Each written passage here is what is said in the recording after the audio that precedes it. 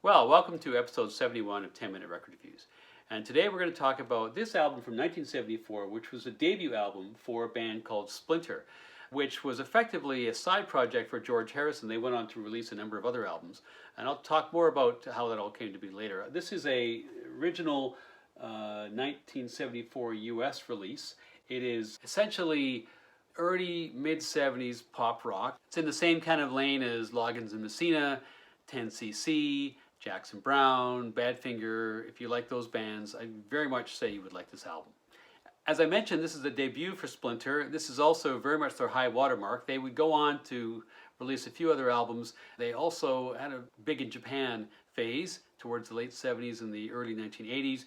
They ended up opening for Duran Duran in parts of their first US tour, which I find really quite baffling. I haven't listened to this, but it did happen.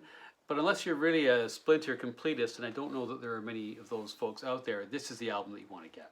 So these guys are from the northeast of England, from the Tyneside region, a city called South Shields, which is just south of Newcastle. And the two folks in the band are Bobby Purvis on the right and Bill Elliott on the left. Purvis is the main songwriter, Elliott is the main singer. They were effectively discovered by Mal Evans, who was the Beatles' road manager, sort of a very large guy who performed a kind of Richard Cole-like function for the Beatles while they were still touring. And through Evans, these guys start to move in the orbit of the Beatles as the Beatles have started to disintegrate. So, for instance, Bill Elliott ends up singing on a John Lennon track, God Save Oz, or actually as it became known later on, God Save Us. There was a satirical publication in the UK called Oz Magazine, which put out some, let's just say, norm-challenging issues towards the late 1960s and early 1970s. They were the subject of a celebrated obscenity trial, and in order to defend the magazine, Lennon decided to put together a charity song, and Elliott ended up singing on it. Given the somewhat obscure nature of all that, and the fact that, well, frankly, the song's actually not that good, not much happened out of that. However, that wasn't the last piece of interaction for Purvis and Elliott with former Beatles. After the John Lennon episode, Elliott and Purvis, who had occasionally worked together and occasionally not, formed up in 1972, and they formed this band Splinter. They're playing in London.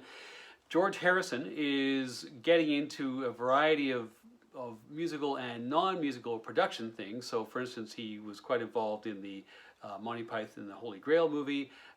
But the first movie that he got involved in with his production company was an adaptation of a stage play called Little Malcolm. And for a particular scene in that movie, they needed a group to play a song in a nightclub. And Mal Evans, who was hanging around with George, because of course he knew him, remembered Purvis and Elliott and said to George, you should get these guys in. George meets them, likes them, and a song gets recorded. So the film, like everything else that seemed to happen around the time of the collapse of Apple, was all tied up in litigation. But George says never mind all that, and he invites them to his big estate in Oxfordshire called Friar Park.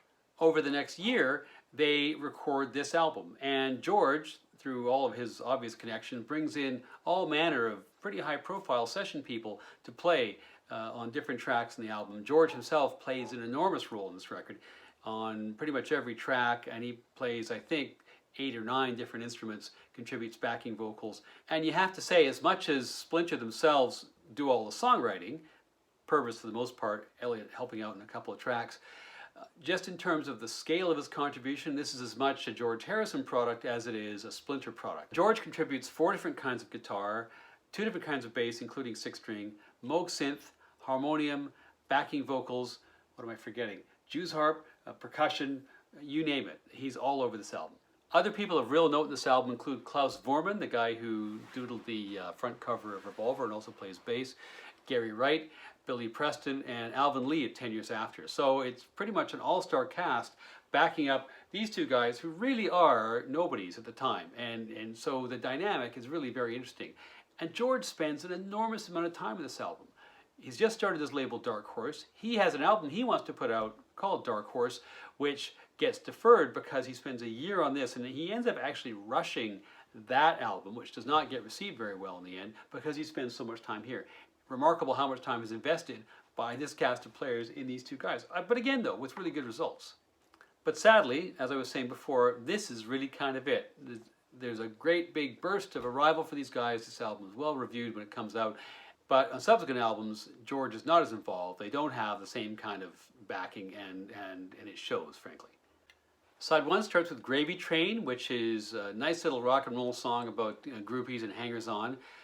So side one starts with Gravy Train, which is a lovely piece of radio-friendly rock and roll, very much in that pop rock, almost adult contemporary lane that these guys were in. It has a great solo by George. It's a fun little song about groupies and hangers-on.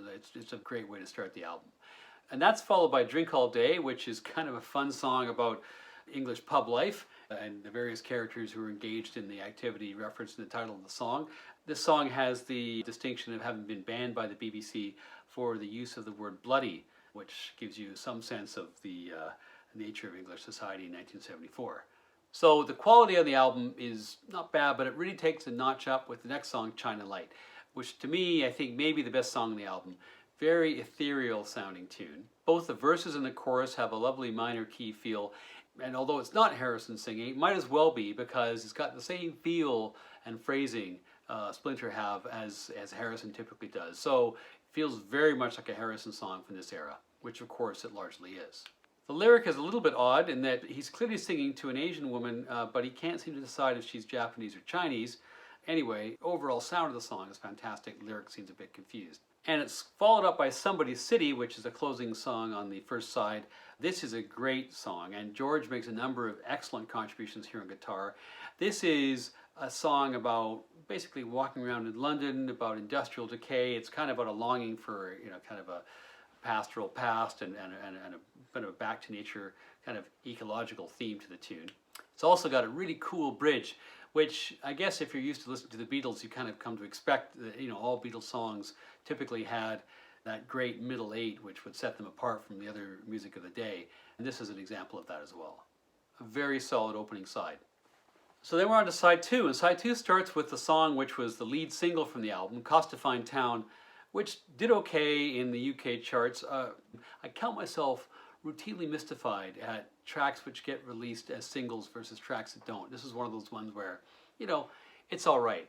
It's got a kind of a theme song from Cheers feel to it. I could take it or leave it, but it, as I said, it made some kind of dent in the charts.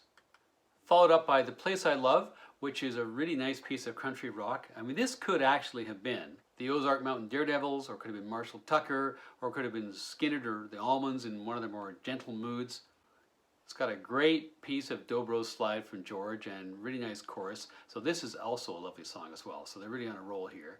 And that continues with Situation Vacant, which is a great song about the mundane process of looking for a job. This is a song where Harrison sings backup. He sounds a lot like Purvis, or Purvis sounds a lot like him, so it's kind of hard to tell, but either way, it's a really super song. So at this point, the album's been going from strength to strength. Unfortunately, kind of runs out of gas a bit, and the last two songs in the album are both songs that there are significant reasons why they don't really work. The first of those is Ellie Mae, and this is a sweet little song, thematically not that different from Rod Stewart's Maggie May, but not nearly as witty or endearing a lyric or a delivery. But the main issue with this song, George, of course, had bought himself a Moog synth. Not just any Moog synth, he had actually bought one off of Moog before they were actually commercially available. Once they'd been invented, he said, I had to have this in the late 60s. I gotta get this, and he gets one. And he's determined to use it here, and there's this kind of a really, I found, kind of oppressive synth line that goes through much of the song, which is very distracting. It's one of those songs that would be a good epitaph for why not all musical experimentation in the 70s was what it was cracked up to be. And then the final song is Haven't Got Time, a song about a sort of return to a simpler life. It has a very kind of muscular vocal delivery, but I don't think the instrumentation works at all with the singing. So if you could imagine a Nazareth song with a horn section, it's kind of what you get here. It's not bad, but again, I don't think it really works. So overall, I would give this album 4 stars out of 5. It starts off with a couple of pieces of pretty competent rock and roll filler. It then has 5 songs that are really pretty good.